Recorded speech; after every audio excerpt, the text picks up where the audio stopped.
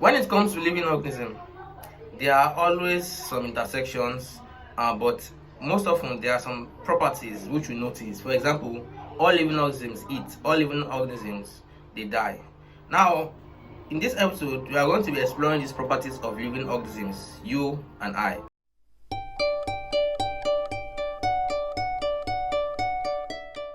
Thanks for watching.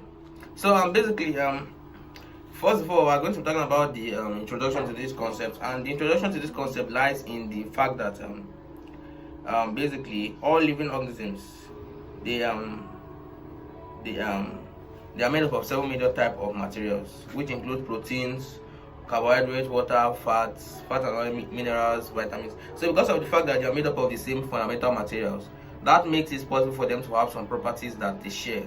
And these properties they are tied to the fundamental units of living organisms, which are called cells. Now each organism is made up of cells, and they are kind of like I want you to see organisms like kind of they are stacks of the same building block. Like for example, a bar of iron, of pure iron, is made up of pure iron atoms, right? So these organisms they are kind of like combination of different atoms to form different sizes of metals. So that's just an analogy for you to understand it better. So basically one property of living organism we're talking about is nutrition.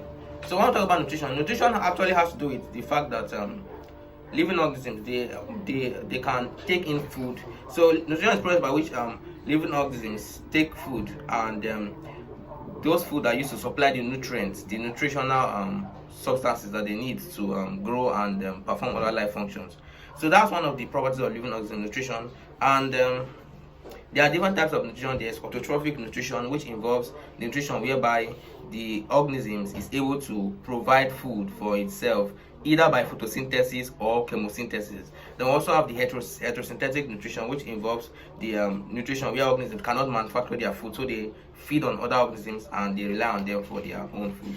That's the concept you need to understand here. So basically we have metabolism and catabolism. Metabolism is basically the is divided into anabolism and catabolism. Rather, metabolism is divided into anabolism and catabolism. Now, anabolism is the building of body structures by the use of energy and oxygen, whereas catabolism is the breaking down of protein and other nutrients by the use of enzymes and oxygen to form carbon dioxide. So that's basically the two different processes. Now we have different features of feeding in organisms. For example, let's talk about the feature of feeding in amoeba. Now this amoeba is a basic type of is a basic type of organism, whereby we can see that this amoeba it has some features like trichocysts, anterior contractile vacuole. It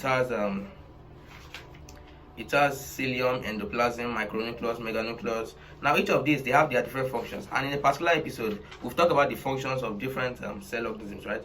We've talked about the functions. You can check out the episode before this one. We've talked about the functions of different organelles. So these are all called organelles.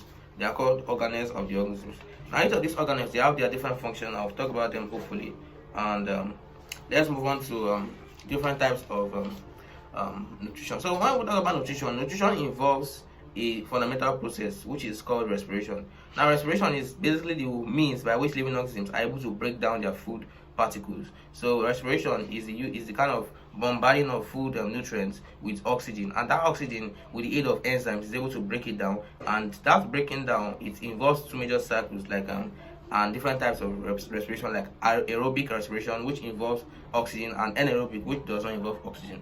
So basically we'll have the glucolysis and Krebs cycle. Those are basic topics for other day. But let's run this topic with the difference between anabolic and aerobic and anaerobic. So for aerobic respiration, we have we have oxygen is required for oxidation, whereas for anaerobic oxygen is not required. For aerobic we have the byproducts as water and carbon. For anaerobic we have the byproducts as alcohol or lactic acid. For aerobic respiration we have more energy release, whereas for anaerobic we have less energy release. Then for aerobic we have it takes place in the mitochondria, whereas for anaerobic takes place in the cytoplasm. Then in the first one water is given up, whereas in the second one alcohol is given up. So basically this is basically one process taken by living organisms. And I hope you enjoyed this video. Thanks for watching.